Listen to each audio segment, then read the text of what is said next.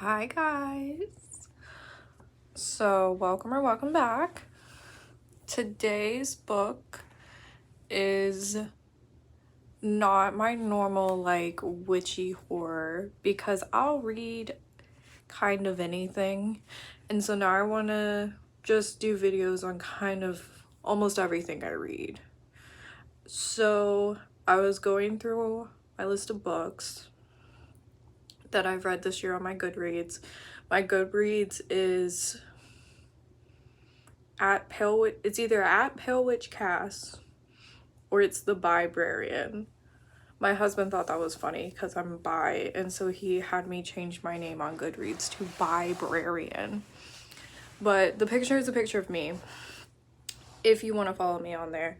So I went through and I was going through all my books because I was like, I also want to kind of start doing these things more organically instead of like I kind of have a script to follow. I kind of want to do them more organically because I think that means I can post more if I don't like get it in my head that I have to do so much research for them. Now there's certain books I have to do research for, like I've talked about the Necronomicon before. I think stuff like that I do want to do research for and talk about, but other like silly books, not like silly, I don't know, Pillow Thoughts is silly, but other books I kind of want to do it just like more organically.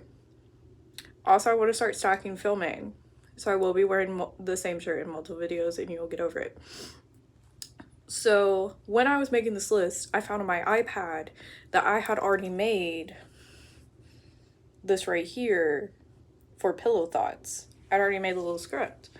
And I was like, well, I wasn't planning on starting with Pillow Thoughts, but since I already have the script, let me just go ahead and go through it. And we're live reading this together because I'm pretty sure I made this months and months ago. And I remember Pillow Thoughts. I did read her, but I don't remember what I put about her. I trade in books or thrift them out or whatever that I don't like. I don't keep them on my bookshelves. So I did have a copy of Pillow Thoughts and I got rid of it before I did this video. So I downloaded it onto Kindle, which reminds me I need to go get my Kindle to read these quotes. Oh my god. This is real. I did not know my Kindle was on my floor beside me. I thought it was in a different room of the house. Oh, if you're wondering, I have a Kindle Paperwhite. I think it's the 2023 version, maybe. I know it's a Kindle Paperwhite, that's all I know. I don't like bright screens. That's why I got a Kindle Paperwhite. Okay, so Pillow Thoughts is a poetry book by Courtney Peppernelli.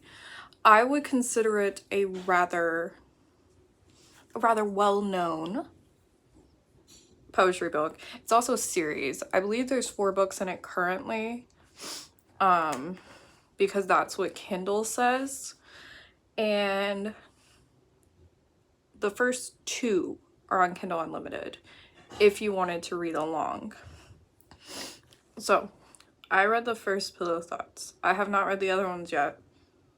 I do plan on it though, because I need to know if it gets better. I do. Because first and foremost, we're gonna go through this. But it sucks. I read this so you don't have to, okay? Under no circumstance am I saying that this is good, because it's not. And when I tell you that it's your teenager self publishing all of those deep, Tumblr deep poems that you wrote in your binder in 10th grade, that's what this is. It's Tumblr deep. It sucks. But, so that's why I want to read the whole series, because I'm like, I need to know if she gets better. I wrote poems when I was a teenager too, baby girl. Those will not see the light of day. So the first one is just called Pillow Thoughts, first installment. Okay, so there's 4 books in the series. The first one is called Pillow Thoughts. It was published in 2016. The second is called Healing the Heart. written in 2018. Not written, published in 2018. The next one is called Mending the Mind, published in 2019. And then the last one is called Stitching the Soul, published in 2020. So, those are the books. This is just about the first one. I already talked about how it's like Tumblr deep. It's cheesy as hell. Like, it's awful. It reads like a bunch of Hallmark cards because they are somewhat inspirational. So those Hallmark cards that are just like you give to someone because they're going through a time or they're doing a good job, it reads like that. The ending of everything, like the way she ends her poems, doesn't hit. It's very just like, it doesn't wrap it all up. You're supposed to hit the end of a poem and be like, and that's how you do it. Like, it doesn't wrap it all together.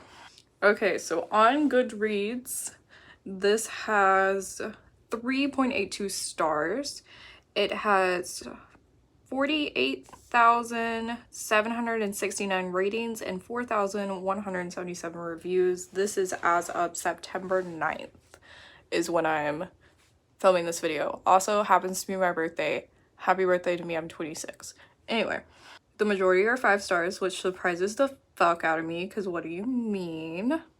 Interesting. So Goodreads always has the top like 3 reviews before you go into the more reviews section, and all 3 of them are 2 stars. God, the reviews are so scattered, because now I'm seeing 5s and then 1s. The reviews are so scattered on this book, and I couldn't tell you why. Siri, shut the fuck up. Siri, go away. Go home. Jesus Christ. So here was my first indicator, and yes, I will read a few of them to you. Hold your horses. Okay, so here's my first indicator of, I think this was written when she was in high school, but my first indicator was the choice of words are very small. The vocabulary she uses is the vocabulary of like a middle school aged, early high school aged book. Not too many big words, a lot of repeating the same word. The vocabulary is very young as opposed to like an adult book, you know, with much bigger, like loftier language. And that was my first indication of this reads like I'm reading a children's book because of how easily it reads. I'm not saying that's bad. I'm currently reading through Goosebumps. Those are children's books. They slap. But this was weird because I wouldn't want like deep thought-provoking poetry in children's language unless they're for children. But it is my understanding that these are not. So this is a personal story of mine. I don't want to expose her, so we're gonna not say her real name, and we're gonna not say the name of the book. Also, I don't remember the name of the book. But true story, when I was in high school, a girl who was maybe like 2 years older than me, like 2 grades above me, actually published a book. And not like a digital version. Like she actually somehow, I don't know the details, got physical copies of a poetry book of her poetry made. And I liked her. She was always very nice. And so we were all very excited for her to have actually published something at such a young age. And of course in my head, I'm like, damn, she must write really well because I've never read anything she wrote. And then she holds like a little authors meeting in the library, I guess, with the poetry club, which I was a part of, and like some teachers and stuff. And basically the whole point is she's gonna read excerpts of the book to us, and then we have the option to buy some physical copies from her. And so of course I go, because I'm in the club and also I want to support her. And she read the first one. I don't know if it was actually the first one in the book, but she read the first poem that she chose for this meeting. And I regretted all of my life decisions, and I hated being there, and I wanted to leave, but it's a tiny library with very few people in it, so I can't just exit the premises without people knowing. It was god awful. It was Tumblr deep. It was pathetic. I hated it. It was so bad. I'm not saying she's still bad. I don't know what she does with her life now, to be very honest with you. I'm not saying it's still bad. I'm saying she published her high school poems, and good God, it showed. It was so bad. And that's what this gives. This gives... I would be embarrassed. I would be embarrassed. It also gives... It needs to reach a certain amount of pages. So let's see how many pages are actually in her. Okay, so there are 262 pages on the Kindle edition of Pillow Thoughts. It very much gives... She had a page number to reach. Very much. It distinctly reminds me of when Gabby Hanna, the YouTuber, years ago, published a poetry book. I think she's actually published 2. But I distinctly remember I still watched her when she was in the process of publishing her first one. And I forget what it was called. I'll put it on the screen. But I was excited for her. And it seemed really cool because she was also doing illustrations in it. And I don't personally like her drawing style, but I thought it was an interesting concept. And then the book dropped. And then I watched some people reading excerpts because I did not buy it myself, thank God. And it was god awful. And there were pages that were just like 5 words and then like a picture. And it was very much, you had to have like a page quota to reach for it to look like this. And that gives an ick. Very much an ick. Now we're on to our first quote. Do I have a lot of quotes? Oh boy, do I. Okay, so this is going to be on page 48.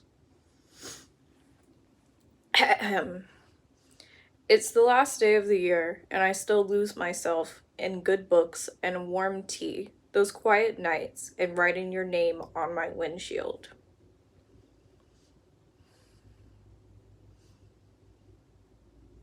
First of all, this is nothing. But here's, I think, why I put it down. The windshield gives me a conundrum. Who's writing things on a windshield? The windshield is the front of the car. It's not like the side window that you can reach easily. The windshield is the front. Like, to reach it from the inside, you gotta like sit up in your chair and do like this. Or to reach it from the outside, you gotta be like leaning over on the side. Like, what do you mean you're writing your name, whoever, in your windshield? That befuddles me. I feel like it would make more sense if it was like a bathroom mirror, maybe? I don't know. Seems confounding. So next we have page 55. My heart is not in my body. It's lying under the castle you burned down. Yet I am still here, an empty shell with bloodshot eyes and a fake smile. See, they say nothing. But this one also confuses me because it's like, you burned down my castle, but I'm still here. So that's like an inspirational, like, I'm still okay. But then it's an empty shell with bloodshot eyes and a fake smile. So you're not okay. So they did achieve what they wanted by burning your castle down. I don't know. Okay, and then page 57. In the end, we, as in you and me, were never meant to be.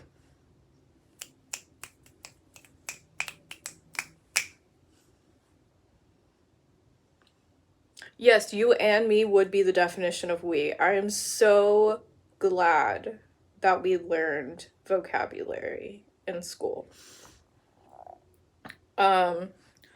So the next thing I'm bringing up isn't an issue on the Kindle edition. It is specifically an issue that I noticed with at least my copy of Pillow Thoughts.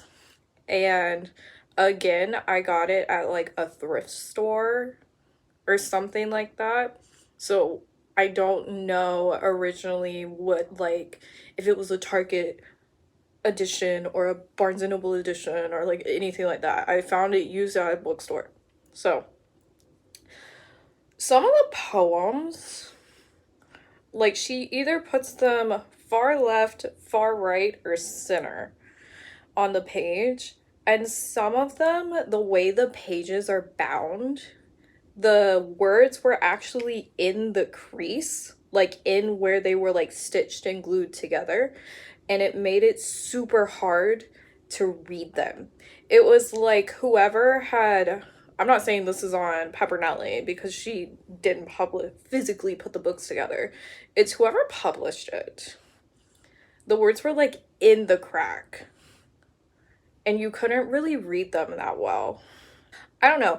I hate when poetry books, when they do either, like, I feel like if you're doing poetry when you print it in a physical book, it should either be on the outside of the page or in the center. I don't think it should ever be where the seam is, where the book connects to the spine, because I think it's always hard to read there. But this one was like extensively harder to read. And then at this point was when I started questioning, why are we not using big words? And she keeps using words like messy. Like, there's lots of ways you could say something's messy, but you're just not. So then we go to page 68. Okay. So in the Kindle version, the one I was going for is actually on 67. My apologies. It says, I asked you to ride shotgun with me. I didn't say hold the shotgun to my heart and pull the trigger. Tumblr deep, you know? She also throws in random bits of sexual content, which would be fine if it wasn't written in the middle school language, so it seems very much, like, inappropriate. And somewhat jarring. So page 84 is one line. And it says, how does loneliness still exist with all these souls in the world? Deep philosophical thinking going on here. Page 86. My therapist asked, how do you prepare for the day? And I replied, I count my lies, find my mask, and pretend it isn't easier to fly away. So you know you're a liar, and you count them so that you don't fuck them up. You're masking. And then you're saying it would be easier to fly away, but how do you plan on flying away? Like, is that code for offing yourself? What is this? Also, you're speaking to a therapist, which is that is true, makes me very concerned for the whole book, because it seems like therapy's not going well. Page 110. I understand why people take flight from bridges. I understand why a girl holds a blade to her wrist. I understand why a grown man cries counting all his lists. And what I wish for the world to understand is that in these fragile moments, patience and love are needed most. What list is the grown man crying over? Like, I understand jumping off a bridge, slitting your wrist. What list is a grown man crying over? Like, is it your bills? Is it a list of names? I don't know what she was going for with that one. And then it's the Tumblr deep of what they need most are patience and love. I mean, yeah. 120. One line. Even sadness needs someone in its corner. Are you trying to say that sadness can be useful at times, which I do agree with? Maybe. Did this need a page? Should this have made the cut? No. I think you're using space. Okay, page 168. You just have to surround yourself with people who have the same heart as you. This is what I mean by like the Hallmark mantras. Like, you could see this on like those little like wooden display pieces that say like a word on it, and it's in like the white girl font. I forget what it's called. And it's like some quote. Or it's like live, laugh, love. That's the vibe that this gives me. Kindle doesn't have a page 77. Conspiracy theories. But I do think what I was going for was on page 78 anyway. So let's read that one. Change is not going to sit you down and ask if you are ready. Change is not going to knock on your door and hand you a notice. Change is not going to hug you in the middle of the night and tell you it can wait. Change does not wait. Change doesn't care if you aren't ready. It will happen anyway. Change is not always the friend you may want, but it will always know when you need it. Listen to the last line carefully.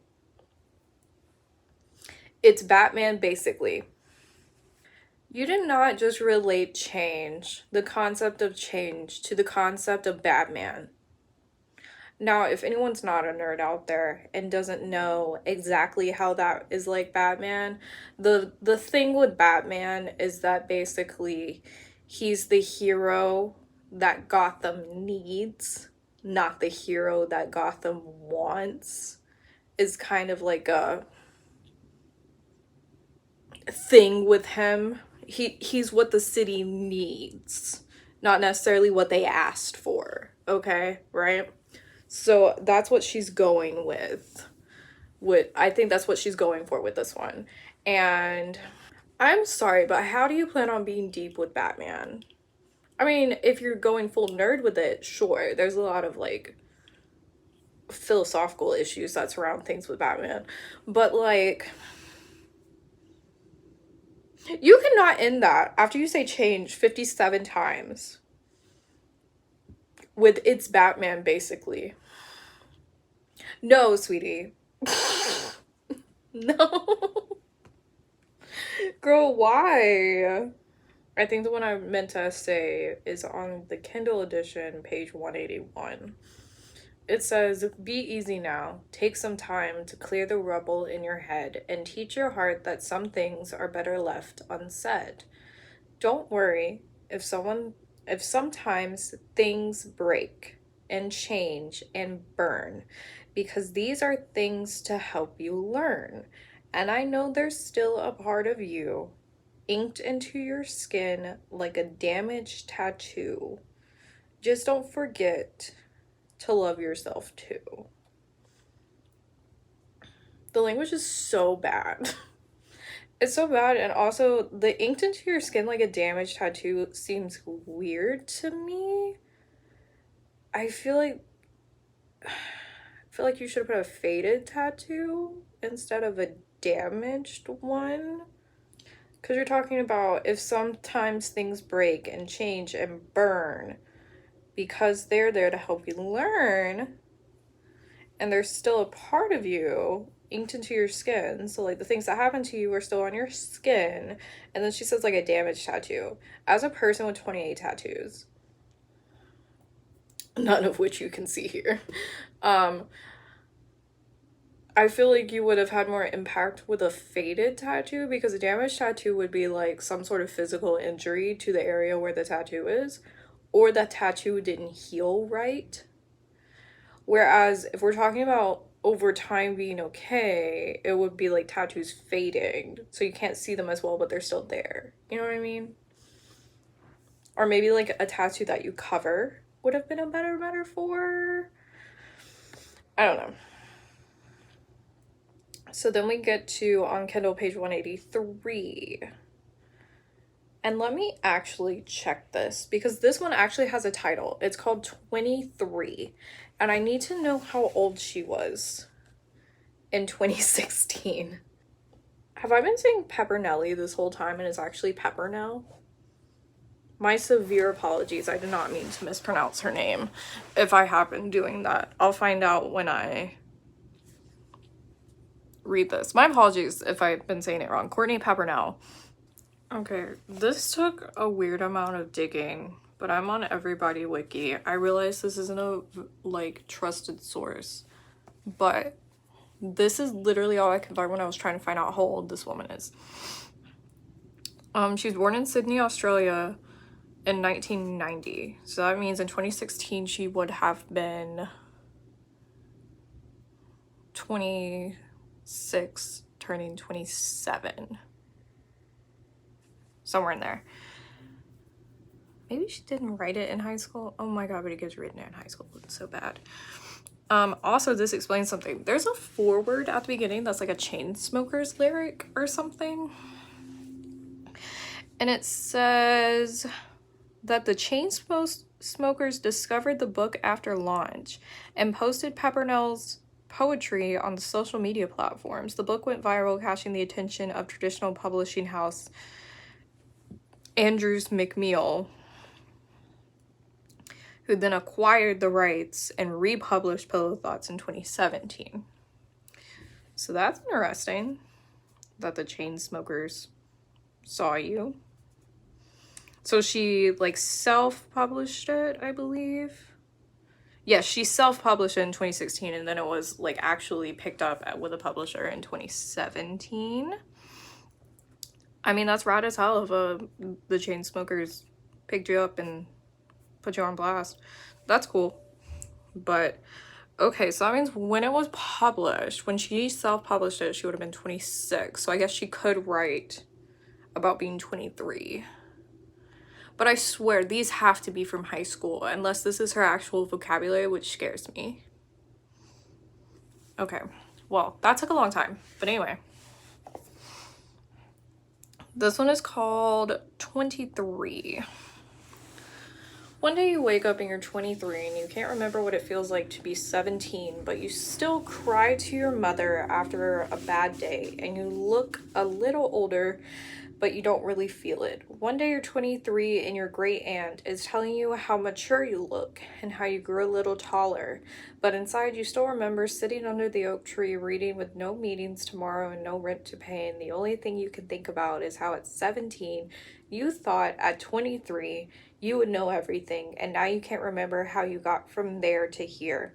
But 17-year-old you was wrong because you know only some things and not everything. She uses such small words, but they're confusing. Also, it's not over. You know that coffee tastes better in the mornings and your home isn't your home anymore. It's mom and dad's. You know your car needs servicing every 6 months and groceries are harder to do after breakups.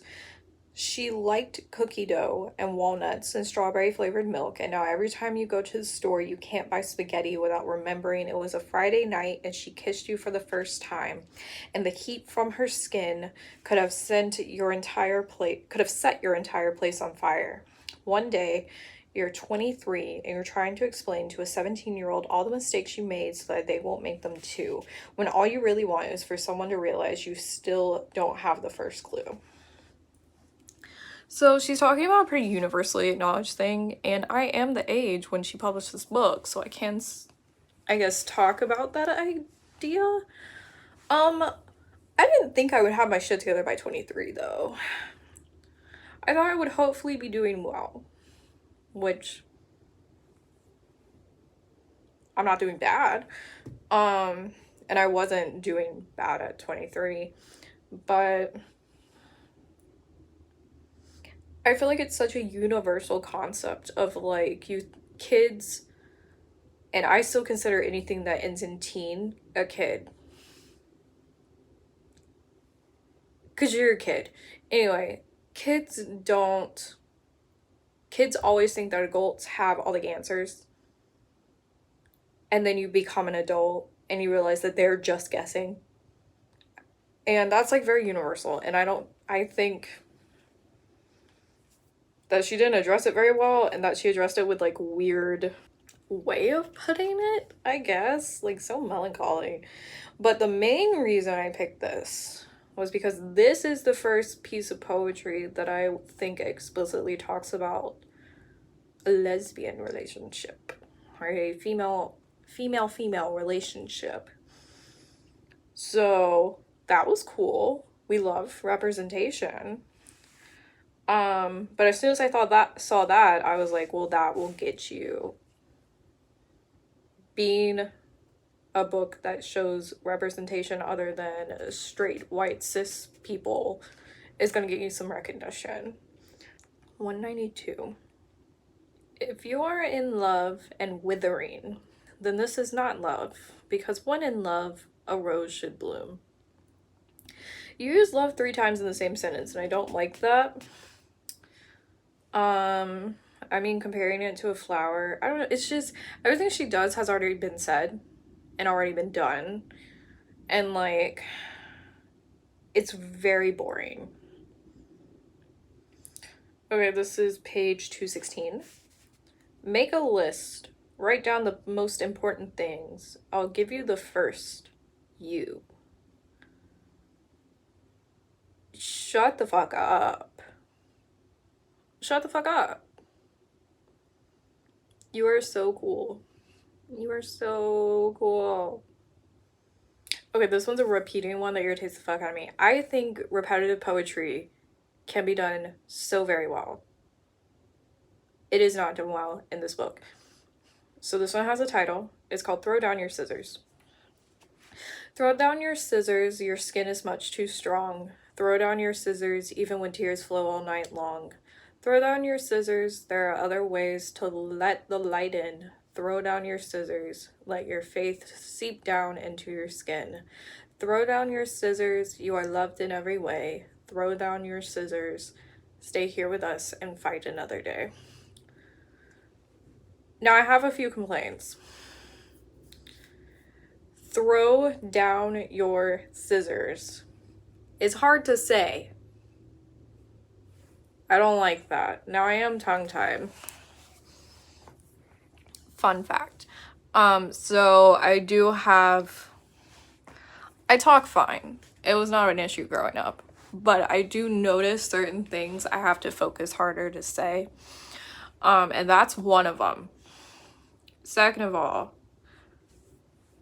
when you hold scissors, you like have them in between your fingies, right? You have a thumb hole, you have a scissor hole, you have a thumb hole, and then you have like the 2-finger hole. Hold on. I have scissors. Let me demonstrate. Ow.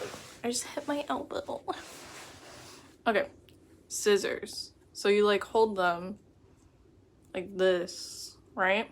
So if you throw them down, your fingers get caught.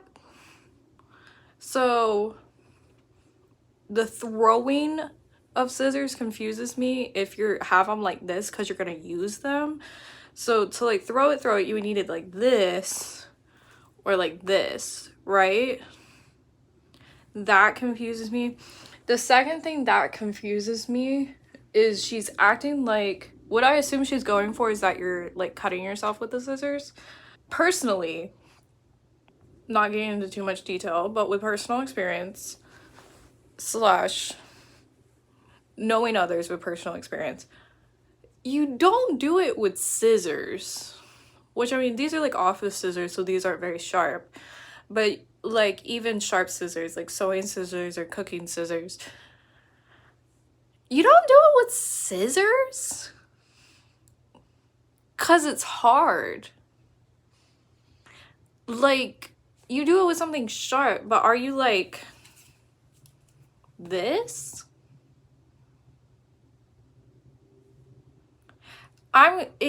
The logistics confuse me. The Virgo me is like, what do you mean scissors? Also, to say the word scissors that many times, and scissors has so many fucking S sounds, and then that's hard for me. I'm annoyed by it, and I'm also confounded by it. I'm not trying to make light of the situation, but just like the logistic Virgo in me is trying to figure out why this is the tool. I don't know. Anyway, 228. You will always be somebody to someone else. You will always need other people. And coffee. You will always need good coffee too. Coffee. I said that so quietly. Coffee. What? I'm not a coffee girl. I'm an energy drink girl or a sweet tea girl. Specifically like Southern sweet tea, none of the other teas. So as someone who hates coffee, the taste of it, the coffee girls confuse the other shit out of me, okay? They always have. And when I tell you that this girl runs on Dunkin', I don't know if she specifically uses Dunkin', I just wanted to say runs on Dunkin'. But this girl runs on coffee. Like, she is that bitch. She is the white girl that needs her coffee to function in the morning. Which does irritate the fuck out of me, because why are you heinous in the morning? Maybe you should work on yourself. But anyway, it's so irritating. It's so irritating. It seems like she's trying so hard to be so relatable to all the like white girls with their pumpkin spice lattes.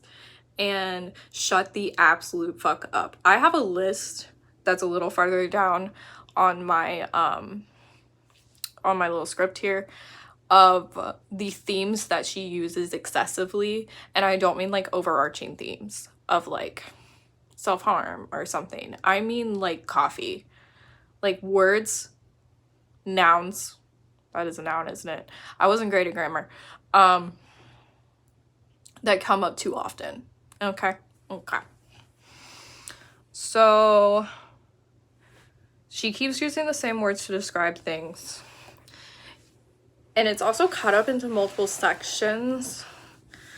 But each section is just like the same words arranged differently. Is kind of like what I was getting. There are multiple poems. There wasn't just that one female on female poem. There were multiple poems about a girl. It does seem to be about the same girl, or at least that's the vibe I get. So, that's fine. There's nothing wrong with that. But it does give First Love very much. Like First Love, High School Sweetheart. Somewhere in here, I didn't write down the page. It literally says Crazy in Love. Which that statement only makes me think of the like, isn't it a Beyonce song from the first 50 Shades movie? That's what I think of every time I hear that. But it gives very First Love, High School Sweetheart love, and there's nothing wrong with talking about that. It's just like it de-ages this book again for it to seem like a very high school romance as opposed to like a romance you would have in your 20s or later on, which would have more adult themes. And then this is when I started questioning, did she actually write this in high school? All of the emotions seem very surface level with no like real depth behind them. It's like these are her only life experiences because she's only been alive like maybe 17 years. Now I just guessed on that. I didn't find anything that actually said when these were written, like what age or what year these were actually like written down as opposed to published. But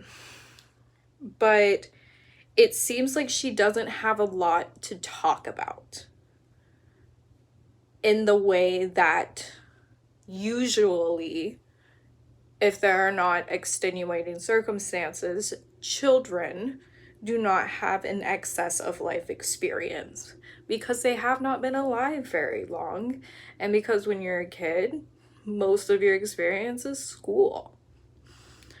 Again, nothing wrong with that, but you could speak about it better, basically. I said at this age you should write like Olivia Rodrigo. And I'm specifically referencing her Sour album, not her Guts album, because her Guts album is a little bit older. Like age-wise. I'm specifically referencing her Sour album, which I love to death. I fucking love that album. But it's very high school. It is high school. And there's nothing wrong with that because she does it well. But it is so high school. Oh my god, the Taylor Swift song, So High School. That's what that just reminded me of. Anyway, but it's so high school, and so it just reminded me of that, but done badly, because I think Sour is a great album. Okay, 243. It will be dawn soon. The sun will rise and the grass will cough in the morning dew. And I am excited, stirring from my sleep, because in the early light I get to look at you. Now, what do we think I have a problem with? It is the grass coughing. What the fuck do you mean? The sun will rise and the grass will cough in the morning dew. You think the sound of grass moving sounds like coughing? Did you run out of words? What? The grass will cough in the morning dew. The only sound the grass makes is when, like, either you step on it, something steps on it, or when, like, the wind blows through it. And it sounds like grass hitting each other. Like, what the fuck do you mean? Also, it would need to be tall grass to be making really any sort of sound instead of, like, cut grass. So I'm also wondering about that. Where are you that there's tall grass that makes the sound? But then, cough in the morning dew. Morning dew doesn't do anything to grass other than make it kind of lean. It doesn't make grass make noise. Morning dew is silent because it's dew, not rain. Confounding. 246. Here I am after all this time, hopelessly and madly in love with you. That's a sentence, not a poem, and I would just like to discuss that some of these are just sentences / paragraphs. I don't have an exact definition of a poem, and I know it's a hotly debated topic because if you get into like the literary art world of it all, you'll know that there used to be a competition or like a Guinness World Record or something like that for the shortest poem and the shortest story. And one of the most famous ones is like Baby Shoes Never Worn for like the shortest story. And then one of the really famous poems, because I don't think it is, it's just a lowercase letter I, but what the person did was that the dot of the I is their fingerprint. And that's a whole like art deep thing, but that doesn't count. I'm gonna tell you right now that doesn't count. And I have an English minor, but I have an art degree. So I feel like I can speak on this and have opinions, and I'm telling you right now that doesn't count. If it's one line, I don't think it counts. If it's one sentence, I don't think it counts, even if you cut it up to make it take multiple lines. If it's a solid paragraph, whether you just typed it like that or whether it just reads like that, I don't think that's a poem. I think a solid paragraph could be a story, but not a poem. And this is specifically advertised as a poetry book. Now, there's a lot of debate with poetry about modern style of poetry versus older styles.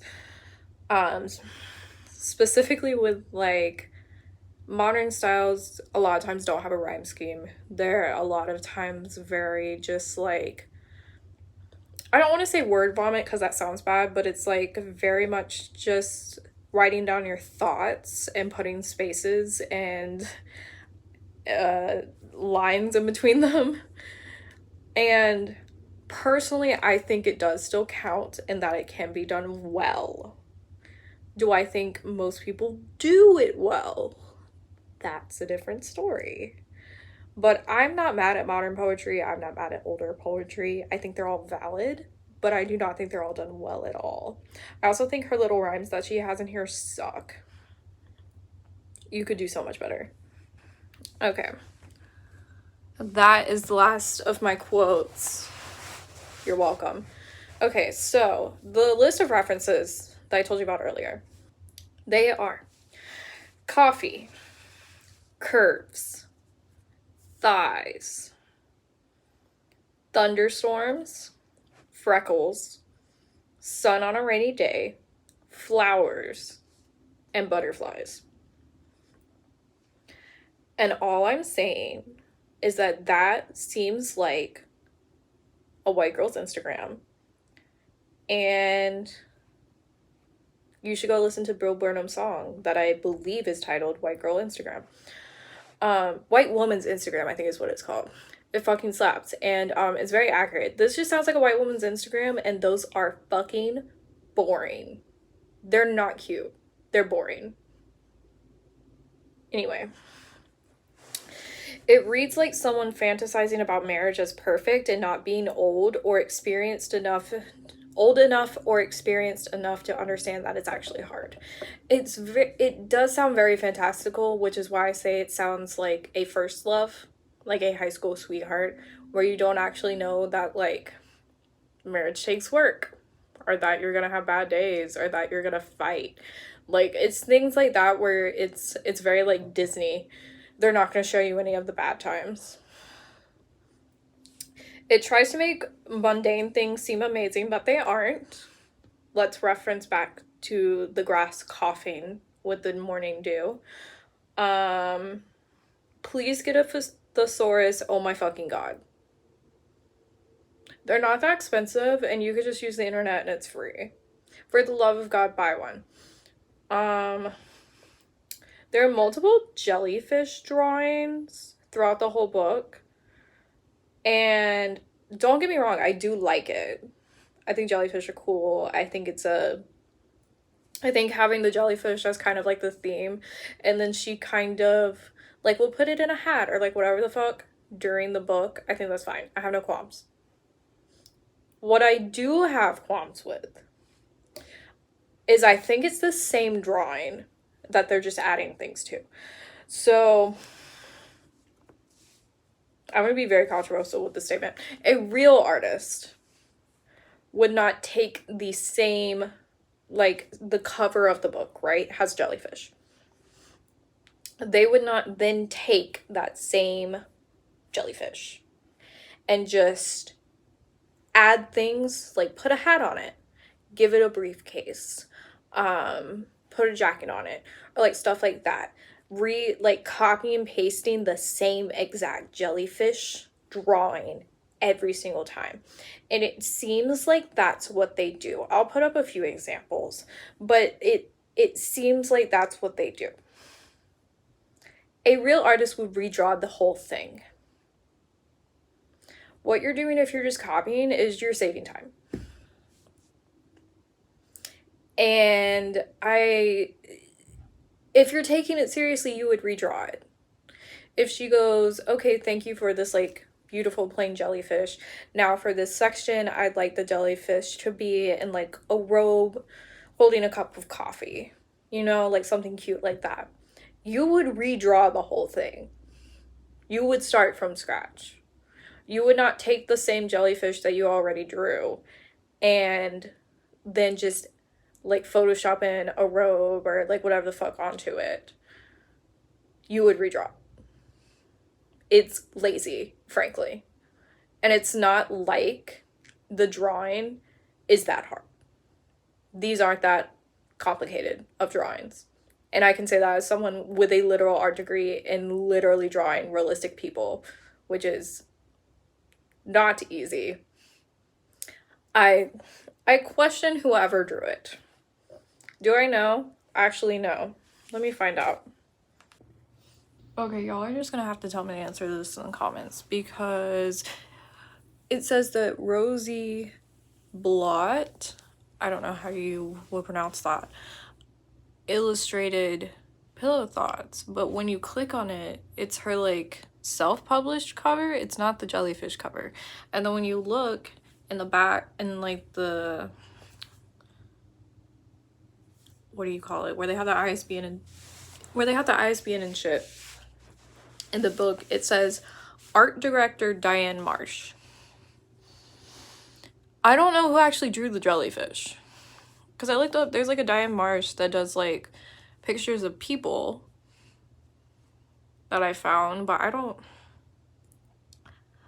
know. So I don't know if someone did it or if it was just like with the publisher, they had someone do it. Now, if it was with the publisher and the publisher just threw it at someone and was like, make a cover, do whatever, I do believe that they would copy and paste that jellyfish, because publishers are not known for making good covers. I'm gonna be real with you.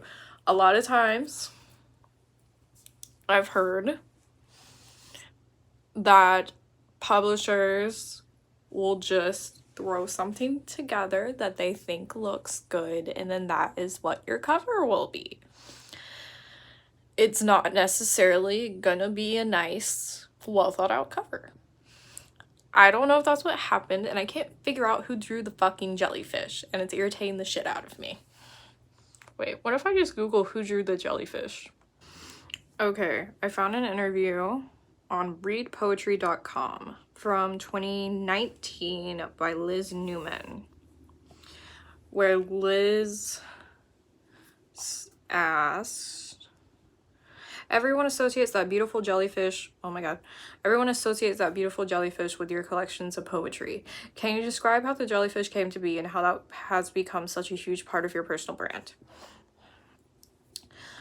I was unaware of the concept called modern poetry when I first started. I didn't read much poetry and I wasn't using Instagram to share my work. I was, however, writing short stories and novels. So for me, when I created Pillow Thoughts, I still had the idea of storytelling and characters on my mind. I don't know what if Pillow Thoughts is a character except for a white girl on Instagram in the winter. But that does make sense that she apparently didn't know about poetry but decided to make a poetry book because it doesn't read like poetry. Anyway, I wanted a character that could represent everybody, no matter what gender, race, or sexual preference they had. You made a white woman. So I thought to myself, what is something that exists in this world that holds a certain transparency that I am looking for? And I thought immediately that would be a jellyfish. You think that the spirit animal of this book is jellyfish? No. I feel very grateful that people have identified so much with the jellyfish, and I think that it is largely because they are able to see themselves in the artwork and also the words. It's very important to me that I remain an author that is open, accepting, and writes for everyone. I never wanted to pigeonhole myself into a specific demographic, so through the jellyfish character and all its friends in the series, I think I was lucky enough to be able to do that. So she still didn't say who fucking drew it. Is it? Because I also have been looking at like Google questions, you know, where it lists questions that other people have asked and no one's asking. Is this just me being an art major wanting to know who the fuck drew it? Is it just me? It might be. Because apparently no one gives a fuck. I do. But maybe it's just her publisher. Like the publishing company has someone drawing them for her. But I don't know. Shit like this is very important to me because of being an artist myself. But I guess that's not important to her. Anyway, also the idea that you think a jellyfish relates to your book is insane. Is insane. I'm gonna look up themes of jellyfish.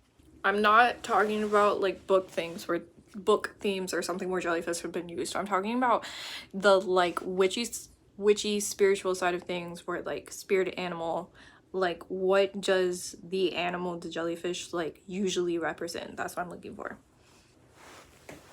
I should have a book. Spirit animal. Okay, so this is the Spirit Animal Directory, 100 Spirit Animals for Inner Enlightenment. I got this on sale. I'm gonna be real with you, I've never opened it. But it does have a page on jellyfish, so let's just see what it says. It says, key terms: transparent, inspires wandering, helps us to accept what is. Teaching: jellyfish, also known as jellies, are not fish but marine animals with a gelatinous bell and trailing tentacles. With bells as small as thimbles or larger than humans, jellyfish use their tentacles, which can reach a stunning 120 feet in length, to sting and capture prey. A very old species, jellyfish are found in every ocean, floating upon the surface or pulsing deep in the dark. Largely transparent with no blood, brain, or nervous system, jellyfish are 95% water. Limited in mobility, jellies are largely captives of winds, tides, and currents. Sensitive to water energies and feeling, Jellyfish teaches us to go with the flow and accept circumstances over which we have no control. Often traveling in large groups called blooms, jellies produce bioluminescent light in a variety of intense colors: bright red, vibrant purple, hot pink, and pearly white. While their otherworldly shapes fascinate and inspire, jellyfish remind us to shine our own inner light and wisdom. Jellyfish prompts us to be illuminated. Jellyfish encourages you to let go of thoughts that harden and depress. Be gentle with yourself and enjoy the natural flow of energy. So, according to this at least, and I do agree with it, a jellyfish is what she wanted her book to be about, not what it was about. Because the book she didn't make a jellyfish character. She made a white woman on Instagram in the fall character. That's what she made, okay? She did not achieve what she wanted. I see her goal, I see her vision now. It does make sense. She just didn't do it. And that's unfortunate for her. Now, will I be reading the others? Honestly, yeah. Do I expect them to be good? No. But poetry books are very quick reads. And I don't mind reading quick things, even if I perceive them as not great. Plus, I've already read through, this is on my list of videos to make. I read through almost all of Amanda Lovelace's books and almost all of Rupi Kaur's. I don't know, Rupi, the one who wrote Homebody. I read through almost all, if not all, of her books as well. I did not like either. I want to be so real with you, I didn't like either. I liked one book out of each, to be very real. But I wanted to read them all because I wanted to just know, because I did like one book out of each author, okay, right? I actually have them, they're out of frame over here, but I have one book from each author on my shelf. So now I'm like, I guess I need to read all of Peppernell, because I guess it's my theme that I find one book that I do like. So I'll start with Pillow Thoughts series, the 4 books, and then we'll go from there because she does have other books. Now she does have one that she published before Pillow Thoughts, and that one does concern me, because what do you mean you published it before? Because this one was already bad. Anyway, I gave it 1 star on Goodreads. That's my opinion. I thought it was bad. I thought it's not worth reading. I find joy in being confused sometimes, like with the Batman and the coughing grass. So I find these entertaining. If you're looking for something good, do not read it. Allow me to read it to you, or read it for you. You know what I mean? I do know that the next Pillow Thoughts will most likely not be the next video, because I don't think I have it in me to do these in any kind of order. But we will get to it eventually. I'm pretty sure my next video will be a horror book that I know you're all going to be surprised to hear I loved, because most of everything on here I hate. That's what happens when you're kind of open to just reading whatever, is you find a lot of things you don't like. But then I have 5-star books on my Goodreads too, okay? And we're gonna get to them. And I'm pretty sure, hopefully, the next video after this will be on Slewfoot by Brom. So look forward to that. Give me all your thoughts and opinions in the comments. Tell me if I'm wrong. I really don't care. If anyone knows or gives a fuck about who drew the jellyfish, I want to know. And I'll see you guys in the next one. Bye.